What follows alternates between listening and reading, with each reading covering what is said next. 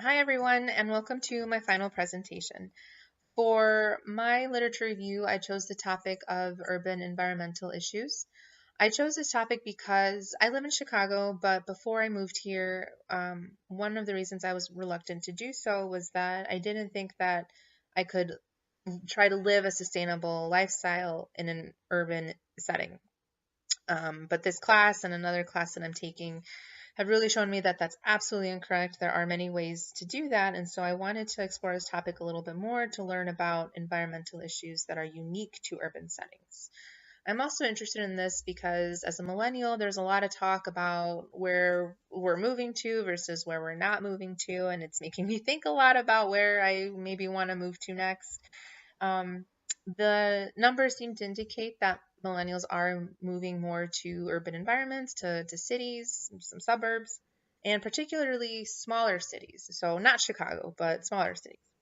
And so I wanted to see what information is out there and see if like any existing information could help prepare cities with these growing populations, but also to see what larger cities are already doing out there to help me continue to reframe what I could be doing living here in Chicago. One of the subtopics within urban environmental issues that I wanted to learn more about is food systems, and with that, food security. I'll leave a few seconds so you can read this definition of food security.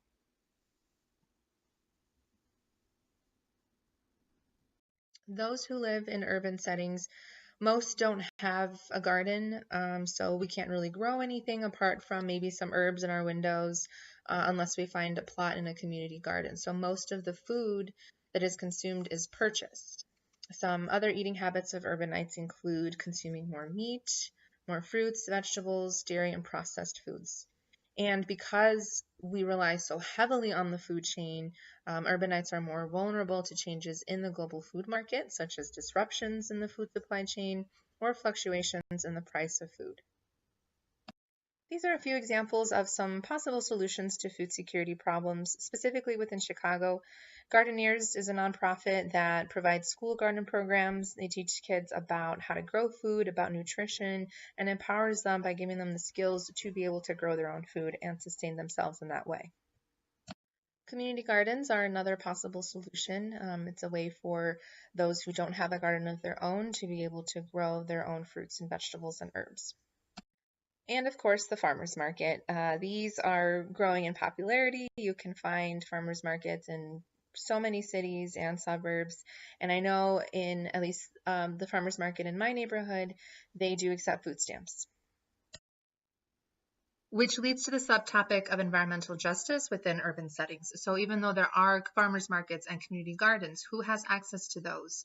What other farmers markets accept food stamps, and where are they located? What neighborhoods are they located in?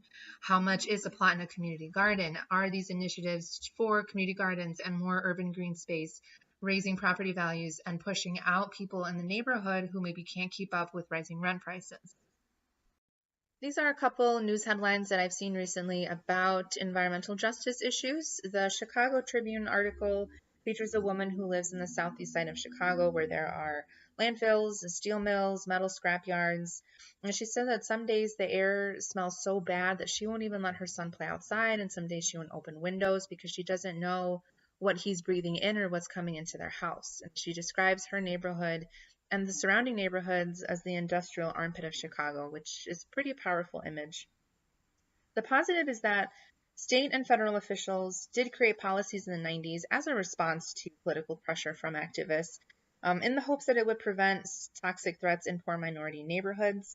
However, the negative is that little progress has been made despite the creation of these policies. And the article headline or the news headline underneath it is about the results of a mapping analysis by the Natural Resource Defense Council and different Chicago community organizations, which does show that the communities on the south side are more vulnerable to environmental threats than those in the northern neighborhoods. So despite the creation of these policies, not much progress has been made according to this analysis.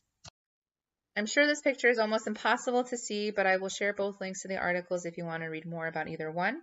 Hopefully you can kind of tell that the south side tends to have more red, more orange, which means they have a higher level of burden of environmental impacts. And what I really liked about this analysis is that it took both environmental factors and sociodemographic factors into consideration to create a more holistic picture than just looking at the environmental factors. And the reason given behind this approach is that there's some research that shows that the same environmental exposure can affect people differently depending on if and can affect people more depending on if they already belong to a vulnerable group, such as young children, older people, people from low socioeconomic backgrounds. So I like that they combined both to create this analysis.